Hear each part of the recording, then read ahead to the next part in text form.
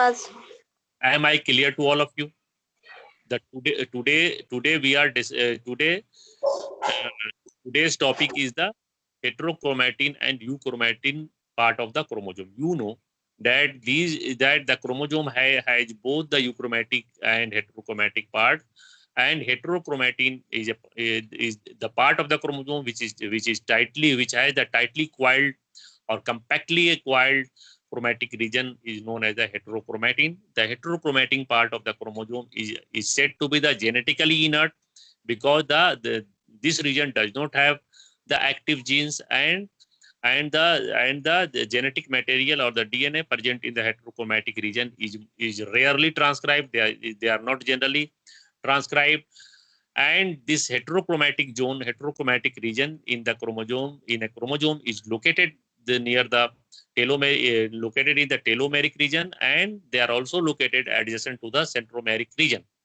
And the DNA present in the heterochromatic region is replicated in the latter part of the and the late part of the or latter part of the synthetic phase of the cell cycle. And this heterochromatic region is of two types, which are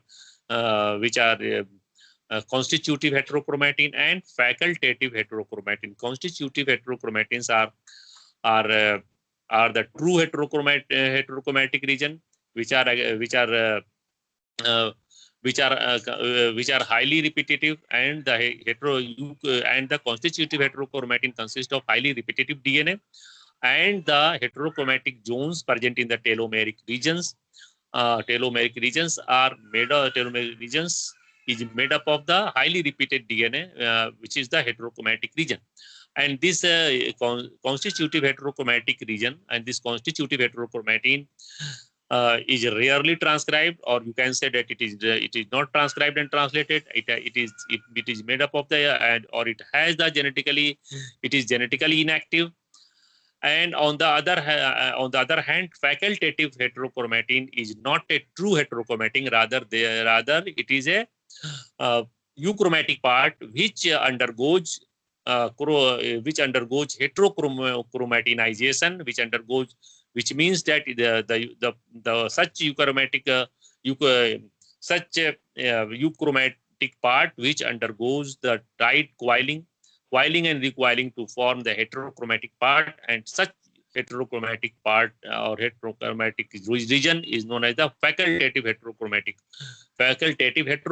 And the best example of facultative heterochromatin is provided by the bar body found in the female in the female of the human female. And you know that there are two X chromosome in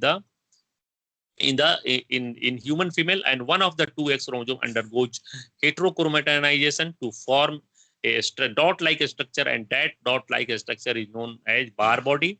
And this process of the heterochromatinization to form the bar body is also known as lionization, because it was lion who for the first time reported this phenomenon. And this is the basis of the distinction between the if you are provided with the two different cell, one from the human male and another from the human female, how will you make distinction between these two cells? You will have to look out for the presence of the bar body. If it has the bar body, you can say that the given cell is of the female. And if the cell does not have, or if the cell lacks the bar body, you can easily differentiate between the female cell and human female cell and human male cell, depending on the presence or absence of the bar body.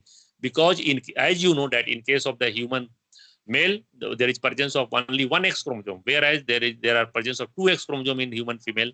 And and one of the two X chromosome present in the female undergoes heterochromatinization to form the bar body. And the bar body appears in the form of a dot-like structure, and this bar body represents a very important example or excellent example of the facultative heterochromatin. You can say that this was not actually the heterochromatin, rather the euchromatic part, the one of the two X chromosome having euchromatic regions has undergone the heterochromatinization to form a facultative heterochromatin. Okay, so now you are quite aware with the constitutive heterochromatin and facultative heterochromatin. And now let us also see the euchromatic. Euchromatic part of the chromosome is such part of the chromosome which is genetically active. The genes present in euchromatic regions are genetically active, and this region, the euchromatic part, is made up of the loosely arranged chromatin, and on being stained, it is stained lightly, and they are genetically active. So this is the euchromatic part, and the histone protein present in the euchromatic region of the chromosome remains acylated.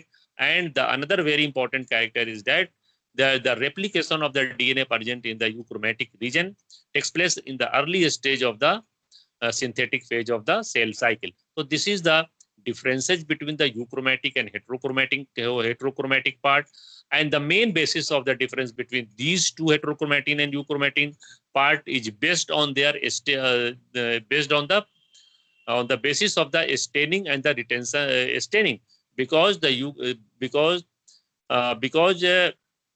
the heterochromatic part on being stained gets darkly stained, whereas the euchromatic part gets the light stain. So, and the other difference I have told that the heterochromatic part has the inactive genes, or they do not have the active genes, whereas the euchromatic part has the active genes. You also know that the heterochromatic part, as far the location of the heterochromatin is concerned, the heterochromatin part in the chromosome is located in the centromeric region and in the telomeric region.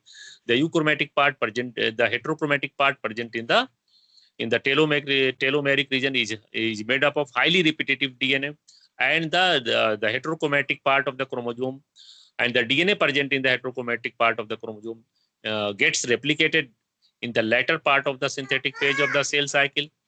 So these are the features of the heterochromatic part, whereas the euchromatic part of the chromosome is lightly stained, and it has active genes, and the histone protein present in these regions, histone protein present in the euchromatic part of the chromosome. As you know that the histone protein plays a very important role in the packaging of DNA inside the euchromatic chromosome.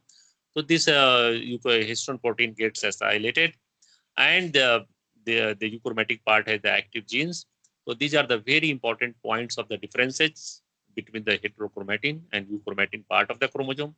So you must go through the notes which I will upload in this in the WhatsApp group in the form of link, and prepare your own notes on the heterochromatin and euchromatin. Am I clear to all of you?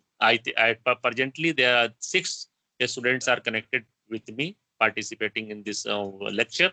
Am I clear to all of you? Hello? Yes, sir. Yes, sir.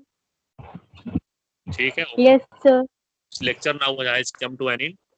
Okay. Okay, sir. Thank you.